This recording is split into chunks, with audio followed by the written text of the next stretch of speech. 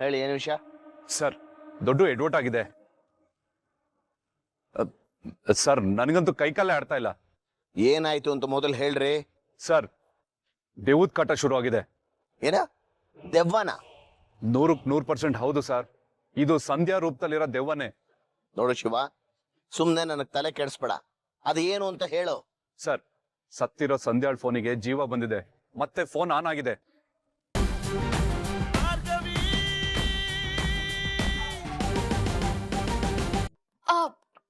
ಮನೇಲಂತೂ ನನ್ ಜೊತೆ ಯಾರು ಮಾತಾಡಲ್ಲ, ಅದಕ್ಕೆ ಸಿಕ್ತವ್ರ ಹತ್ರ ಮಾತಾಡ್ತಿದ್ದೆ. ಅಯ್ಯೋ ಹೋಗ್ಲಿ ಬಿಡ್ರಮ್ಮ, ನಿಮ್ ವಿಷಯ ನನಗೆ ಯಾಕೆ? ಭಾರ್ಗವಿ, ನಾನು ಸಾಂಬಾರ್ ಮಾಡ್ತಾ ಇದ್ದೀನಿ ಕಣವ.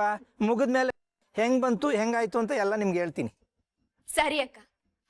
ಅಕ್ಕ, ಆಮೇಲೆ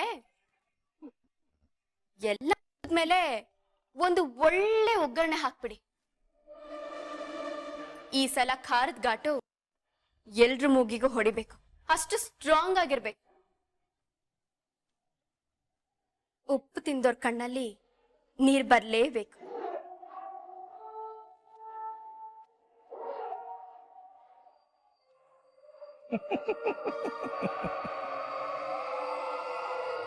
ಏ ಭಾರ್ಗವಿ, ನೆನ್ನೆ ನೀನು ನಿಜವಾಗ್ಲೂ ದೇವಸ್ಥಾನಕ್ಕೆ ಹೋಗಿದ್ಯಾ?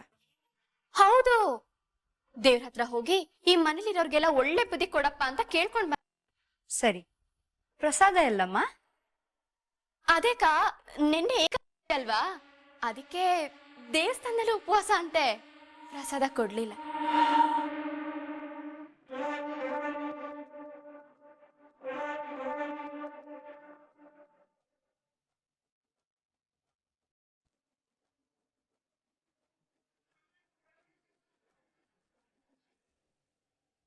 ನೋಡು, ಅರ್ಚನೆ ಮಾಡ್ಸಿರೋ ಚೀಟಿ.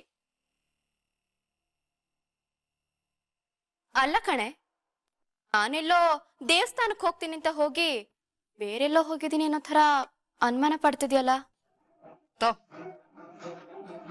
ಮತ್ತೆ ಕೇಸು ಗೀಸು ಅನ್ಕೊಂಡು ಬಾಲ ಬಿಚ್ಚಿದ್ಯಾ ಅಂತ ಅನ್ಕೊಂಡ್ ಕೇಳ್ದೆ. ಅಕ್ಕ, ನಾನು ನಿನ್ ಥರನೇ ಈ ಮನೆಗೆ ಒಳ್ಳೆ ಸೊಸೆಯಾಗಿ ಸಿಟ್ಟಾಗ್ಬಿಟ್ಟಿದ್ದೀನಿ. ನೋಡು, ನಾನು ನಿನ್ ಹತ್ರ ಗಾಸಿಪ್ ಕೂಡ ಮಾಡ್ತಾ ಇದ್ದೀನಿ. ನಿನ್ಗಾದ್ರೂ ನಂಬಿಕೆ ಬರ್ಲಿಲ್ವಾ? ಹೋಗ್ಲಿ ಬಿಡು, ಏನ್ ಮಾಡಕ್ಕಾಗತ್ತೆ. ಅಕ್ಕ, ನಂಗ್ ಸ್ವಲ್ಪ ಅಡ್ಗೆಲ್ ಹೆಲ್ಪ್ ಮಾಡೆ. ನಾಳೆಯಿಂದ ಮಾಡ್ತೀನಿ. ನನ್ಗಿವತ್ತು ತುಂಬಾ ಕೆಲ್ಸ ಇದೆ.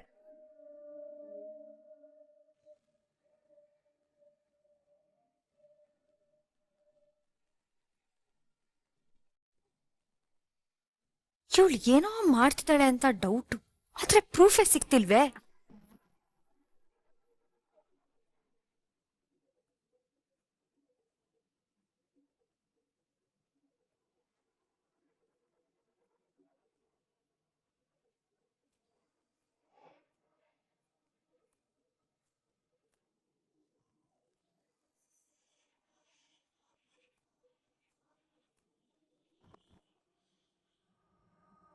ಹೇಳಿ, ಏನು ವಿಷಯ?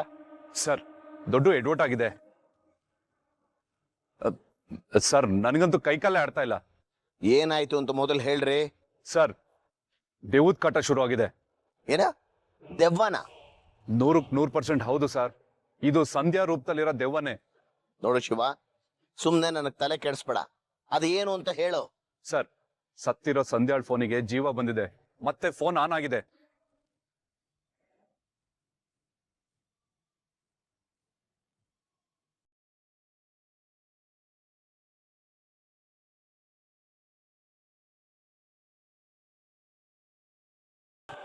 ಡ್ಯಾಡ್, ನಾನು ಮಮ್ಮಿ ಎಲ್ಲ ಶಾಪಿಂಗ್ ಹೋಗ್ಬರ್ತೀನಿ.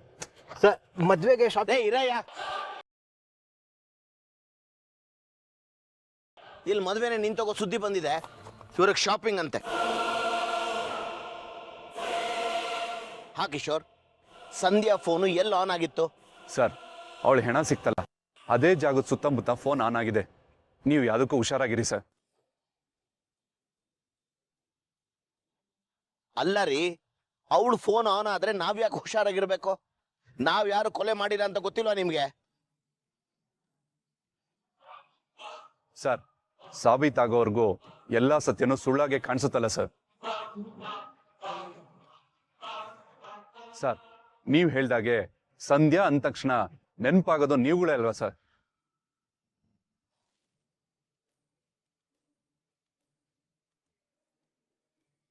ದಯವಿಟ್ಟು ಕ್ಷಮಿಸಿ ಸರ್. ಕೇಸ್ ಬಗ್ಗೆ ಏನೇ ಅಪ್ಡೇಟ್ ಸಿಕ್ಕಿದ್ರು ತಿಳ್ಸಕ್ ಹೇಳಿದ್ರಲ್ಲ, ಅದಕ್ಕೆ ನಾನು ನಿಮಗೆ ಫೋನ್ ಮಾಡಿದೆ ಸರ್. ಸರಿ ಸರಿ, ಫೋನು ಮೊದಲು ಯಾರ ಕೈಲಿದೆ ಅನ್ನೋದನ್ನ ಹುಡುಕಿ.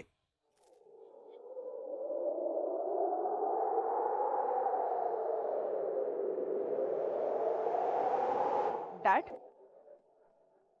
ದೇನೆ ವಾಪಸ್ ಬಂದ್ಬಿಟ್ಲಾ? ಏ ಚಚ, ಅವಳು ಸತ್ತು ಆಗಿದ್ದಾಳೆ. ಅವಳು ಹೇಗ್ ಬರಕ್ ಸಾಧ್ಯ? ಯಾರೋ ಬೇಕು ಅಂತಾನೆ ಮಾಡ್ತಿದ್ದಾರೆ. ಭಾರ್ಗವಿ ಸುಮ್ನಾದ್ಲು ಅಂದ ತಕ್ಷಣ ಇನ್ನು ಯಾರ್ಯಾರು ಹುಟ್ಕೋತಾ ಇದ್ದಾರೆ. ಡ್ಯಾಡ್ ಏನಾದ್ರೂ ಮಾಡಿ ಈ ವಿಕ್ಕಿ ಮದ್ವೆ ಮಾಡಿಸ್ಬಿಡಿ ಡ್ಯಾಡ್. ಇವನ್ ಮದ್ವೆ ಆಗ್ಲಿಲ್ಲ ಅಂದ್ರೆ ನನ್ನ ಮದ್ವೆ ಆಗೋದೇ ಇಲ್ಲ. ಇವನ್ ಮದ್ವೆ ಆಗ್ಲಿಲ್ಲ ಅಂದ್ರೆ ನನ್ ಕನ್ಸಾಗಿ ಉಳಿದ್ಬಿಡುತ್ತೆ. ನೋಡು, ಯಾರು ಏನೇ ಹೇಳಿ ಸತ್ತಿರೋ ಸಂಧ್ಯೆ ಎದ್ದು ಬರ್ಲಿ, ಮದುವೆ ನಡೆದೇ ನಡೆಯುತ್ತೆ. ನಾವ್ಯಾರು ಏನು ತಪ್ಪು ಮಾಡಿಲ್ಲ, ಧೈರ್ಯವಾಗಿರಿ. ಆಮೇಲೆ ಇದನ್ನೇ ಎಲ್ರೂ ಹೇಳ್ಕೊತಾ ಇರ್ಬೇಕು. ಮಿಕ್ಕಿದ್ದನ್ನ ನಾನು ನೋಡ್ಕೊಳ್ತೇನೆ.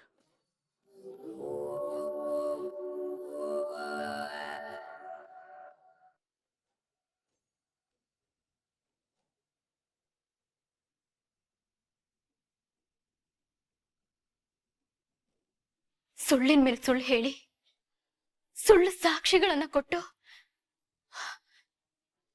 ನಿನ್ ಕೇಸಿನ ದಿಕ್ಕನ್ನೇ ತಪ್ಪಿಸಿದ್ದಾರೆ ಸಂಧ್ಯಾ. ಆದ್ರೆ ಈ ಸರಿ ಸಾಕ್ಷಿ ಜೊತೆಗೇನೆ ಕೋರ್ಟ್ಗೆ ಹೋಗ್.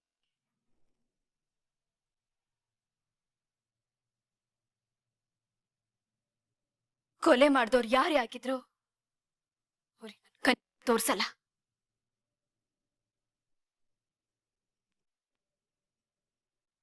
ಅಪರಾಧಿಗೆ ಶಿಕ್ಷೆ ಆದ್ಮೇಲೆನೆ ನಿನ್ನ ಆತ್ಮಕ್ಕೂ ಶಾಂತಿ ಸಿಗೋದು.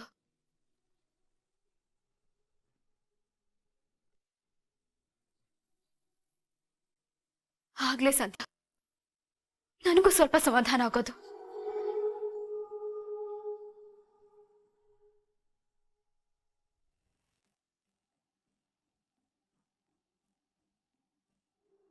ಯಾಕೇನಾಯ್ತು?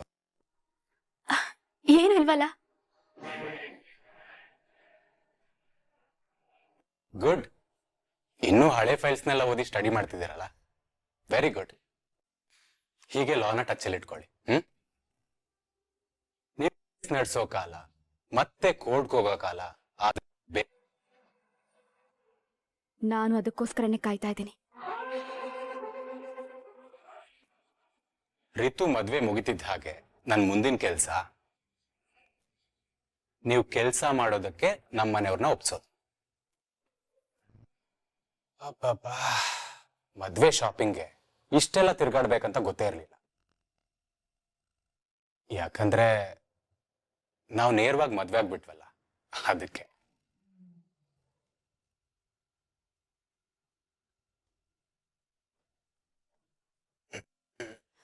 ರೀ, ಗಂಟ್ಲು ಒಣಗೋಗಿದೆ, ಸ್ವಲ್ಪ ಆಹಾ, ತಂದ್ಕೊಡು.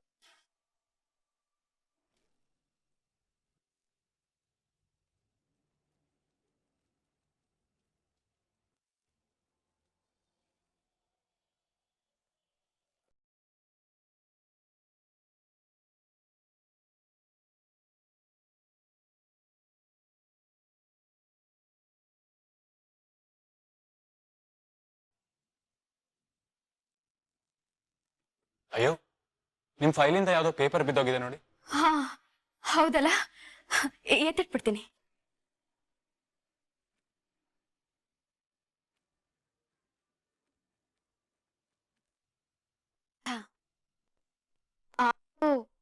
ನೀವ್ ಮಾಡ್ತಿರೋದು ಯಾಕೋ ನನಗೆ ಸರಿ ಅನ್ಸ್ತಾ ಇಲ್ಲ. ಓ, ಬಿಸ್ಲಲ್ಲಿ ಬಂದ ತಕ್ಷಣ ನೀರು ಕುಡಿಬಾರ್ದು ಅಂತಾರಲ್ಲ, ಅದಕ್ಕ. ಸಾರಿ. ಅದಲ್ಲ ಪಾರ್ಥ, ನಾನು ರಿತು ಮದ್ವೆ ಬಗ್ಗೆ ಹೇಳ್ತಾ ಇದ್ದೀನಿ.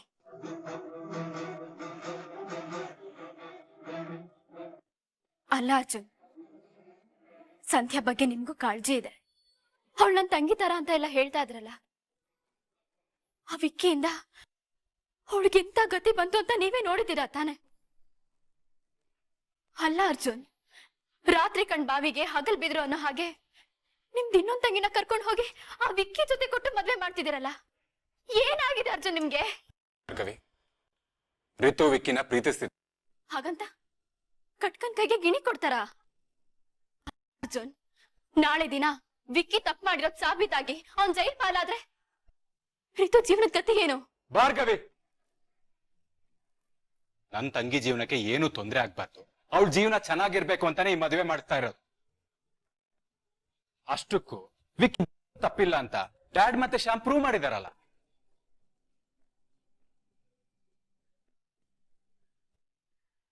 ನೋಡಿ ಭಾರ್ಗವಿ, ನೀವು ಮತ್ತೆ ವಿಕ್ಕಿ ವಿಷಯನ ಕೆದ್ಕೋದಕ್ ಹೋಗ್ಬೇಡಿ.